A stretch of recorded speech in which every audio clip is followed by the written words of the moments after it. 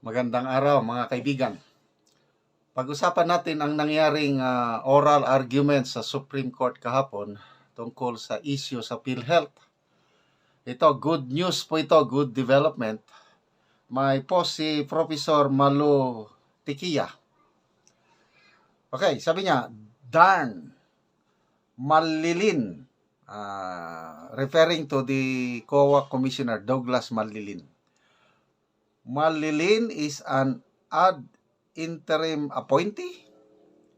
Appointment made February 10, 2025, and he is defending PhilHealth when he is a commissioner of COA.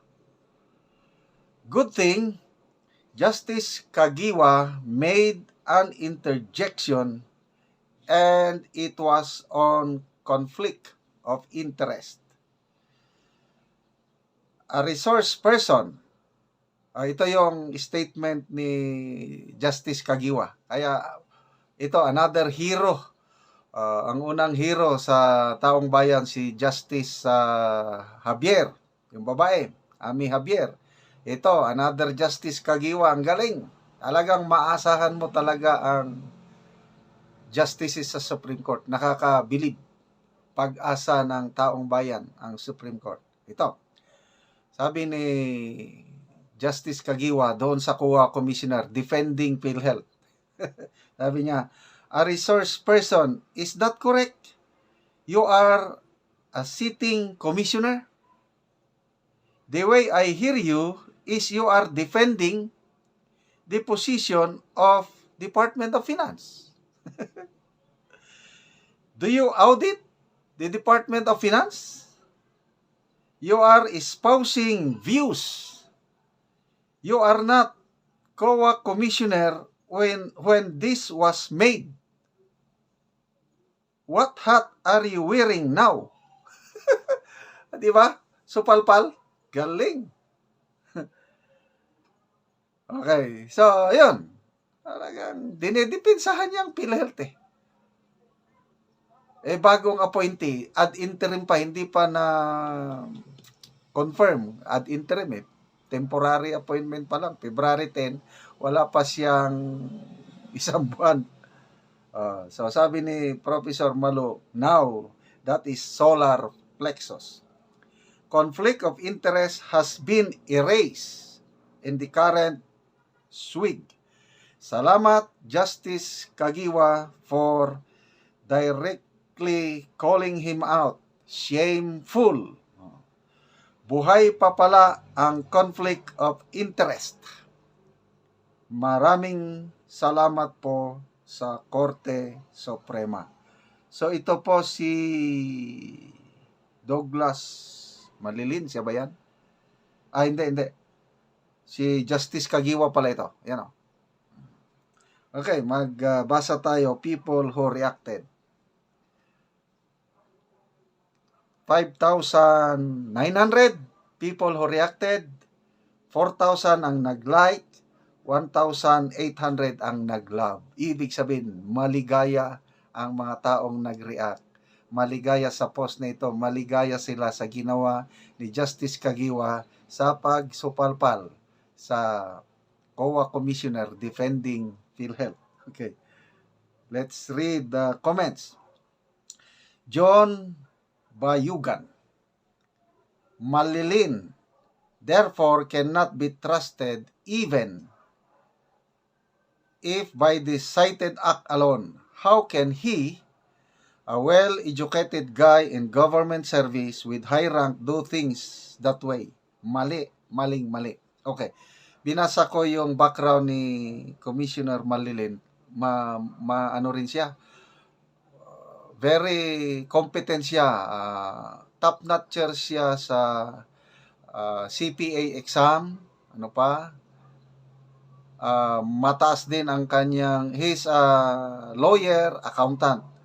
Mataas din ang kanyang rating sa bar exam. Magaling. I think magna cum laude, may ibubuga. Kaya lang, ito lang ginawa niya na pagdepensa sa PhilHealth. Wala, hindi siya nagsilbi sa mga magagaling natin na Supreme Court Justice. Ito, Mark Leal. At least, sabi niya, Supreme Court,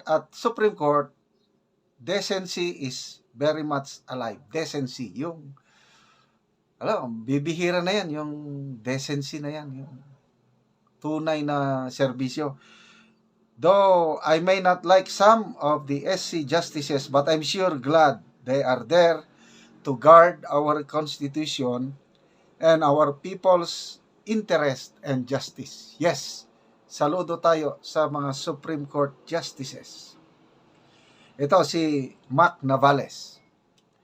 Kudos and praises to all Supreme Court Justices, especially to Justice Kagiwa, for his timely interjection, raising conflict of interest when he sensed that this sitting COA Commissioner Douglas Malilin seems defending the Department of Finance position instead of maintaining as a neutral, co-equal branch of government during yesterday's oral argument at the Supreme Court. J.R. Nino Pataw, last bastion of democracy. Shannon Gomez, thank you, Supreme Court Justices. Odi Recap, Supreme Court, you are our only hope to correct the current status of the Philippines. I pray to God that the highest court in the land will maintain its integrity and will rightfully uphold the law. Supreme Court, you are there to ensure that check and balance in this country is still existing. May God bless you and your decision. Okay?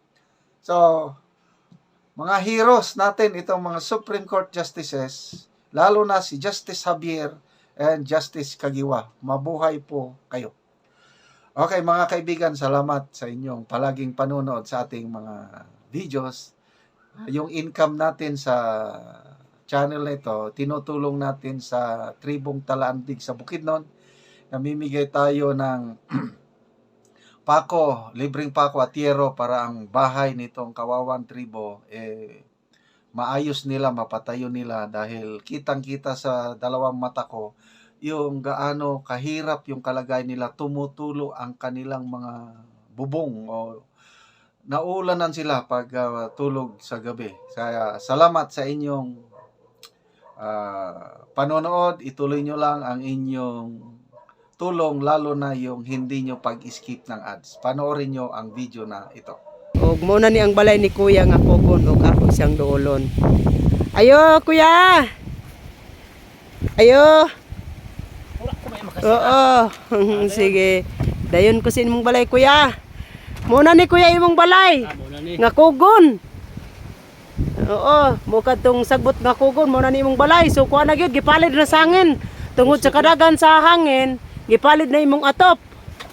Oh, so kana gasugda na pud og kuan hangin ang imong atop nga naa dapit diri. So, wala na gyud mo kuya kakasilungan ani. Oo. Iko na og trapal apan ang trapal di man gyapon magsilbi kay naara man diya na butang. Apan naa man ang bangag gyud. Luoy yun kaayo mo kuya aning yung payag nga kugon ng intawon. Karon niya nga nakita naman gid ang imong balay nga ingon ani gyud luoy na gid mo kaayo. Magready na ka og kahoy nimo daan na ka magkuha, manguha na ka og kahoy og magpatukod na ka og imong balay. Aron kay naanay kuan sa among balay, naanay sint, blinsint, lansang nga itabang lagi sa sama sa inyo nga nagkalisod. Oo, og unsa imong ikaistorya bahin sa tagaan na ka og lansang, pako, sin. Unsa imong ikaistorya? Salamat sa Ginoo og nagatan-aw sa video. Oo, nga matagaan gyud ka kuya. Oo. Kay ang inyong balay makita man gyud nga luoy na gyud kaayo. Para gibungkag na sa hangin. O gibungkag na sa hangin. Sagbot lang pud ni. Oo, luoy gyud mo kaayo ya. Pila ka bukya imong anak? Tulo. Tulo ka buok. Oo, asa karon imong asawa di ay? Ay sa kuan. Bari sa kuan Masimag. Oo, nagadto siya sa Masimag. Apel imong anak. Oo. So ikaw ra karon nabilin dinhi. Oo. Oo, sige, salamat ya. Sige, salamat. Mo na ni ang